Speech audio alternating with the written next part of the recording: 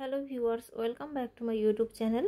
আজকে আমি চিংড়ি মাছের ভুনা রেসিপি আপনাদের সাথে শেয়ার করব। চিংড়ি মাছ পছন্দ না এমন কোনো মানুষ পাওয়া যায় না, সবাই চিংড়ি মাছ কিন্তু পছন্দ করেন।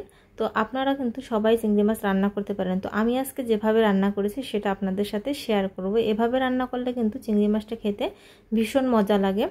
তো এখানে আমি চিংড়ি মাছগুলো কেটে ধুয়ে পরিষ্কার করে নিয়েছি। এখানে 20 পিসের মতো চিংড়ি মাছ আছে।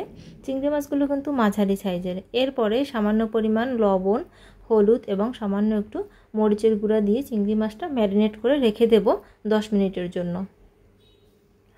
তো মাছগুলো ম্যারিনেট করা হয়ে গিয়েছে। এরপরে 10 মিনিট পরে চুলায় আমি একটা কড়াই বসিয়ে দিয়েছি এবং এর ভিতরে পরিমাণ মতো তেল দিয়ে দিলাম কিছু গোটা মশলা, দারুচিনি, এলাচ, তেজপাতা এবং কয়েকটি জিরে ফোড়ন। এরপরে এর ভিতরে দিয়ে দিলাম পেঁয়াজ কুচি, দুটো মাঝারি সাইজের পেঁয়াজ কুচি করে আমি দিয়ে দিয়েছি। তো পেঁয়াজটা যখন একটু নরম হয়ে আসবে তখন এর ভিতরে বাটা মশলা দিয়ে দিতে হবে। তো পেঁয়াজটা আমি 2 মিনিটের মতো ভেজে নিয়েছি। এরপরে দিয়ে দিলাম 1 চা চামচ আদা বাটা এবং 1 চা চামচ দিলাম রসুন বাটা।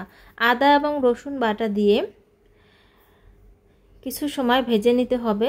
এর কাঁচা গন্ধটা চলে যাওয়ার পরে এর ভিতরে দিয়ে দিলাম হলুদ গুঁড়া 1/2 চা চামচ, মরিচের গুঁড়া দিলাম 1/2 চা চামচ, ঝালটা আপনাদের পছন্দ মতো দিয়ে দিবেন। এরপরে 1/2 চা চামচ জিরা এবং 1/2 চা চামচ ধনিয়া গুঁড়া, সামান্য একটু পানি দিয়ে দিলাম মশলাটা কষানোর জন্য।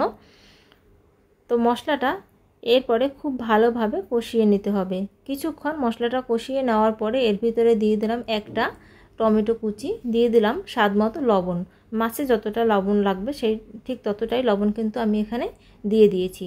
লবণ দিয়ে এরপরে মশলার সাথে টমেটো কুচি দিয়ে খুব ভালোভাবে নেড়েচেড়ে কষিয়ে নিতে হবে। টমেটোর কুচিটা কিন্তু একদম নরম হয়ে গলে গিয়েছে দেখুন। এরপরে মশলাটা কষানো হয়ে গেলে এর ভিতরে দিয়ে দিলাম ম্যারিনেট করে রাখা সেই চিংড়ি মাছগুলো। চিংড়ি মাছগুলো যদি এভাবে রান্না করেন তাহলে কিন্তু এর স্বাদ এবং খেতেও কিন্তু ভীষণ ভালো লাগবে। তো এভাবে চিংড়ি মাছগুলো মশলার সাথে খুব ভালোভাবে কষিয়ে নিতে হবে, আলতো করে নেড়ে দিতে হবে, যেহেতু চিংড়ি মাছটা অনেক নরম থাকে। তো মাছগুলো কষিয়ে নেওয়ার পরে আমি পানি এবং কয়েকটি কাঁচামরিচ দিয়ে দিয়েছি, সেটা আসলে স্কিপ হয়ে গিয়েছে। তো কিছুক্ষণ রান্না করার পরে 5 থেকে 6 মিনিট রান্না করার পরে কিন্তু এরকম পর্যায়ে এসেছে। এ পর্যায়ে আমার চিংড়ি মাছটা আমি নামিয়ে নেব। তো আমার এই চিংড়ি মাছের রেসিপিটা আপনাদের কেমন লেগেছে? যদি ভালো লেগে থাকে তাহলে অবশ্যই আমার ভিডিওতে একটা লাইক দিবেন এবং আমার চ্যানেলটি সাবস্ক্রাইব করে আমার পাশে থাকবেন।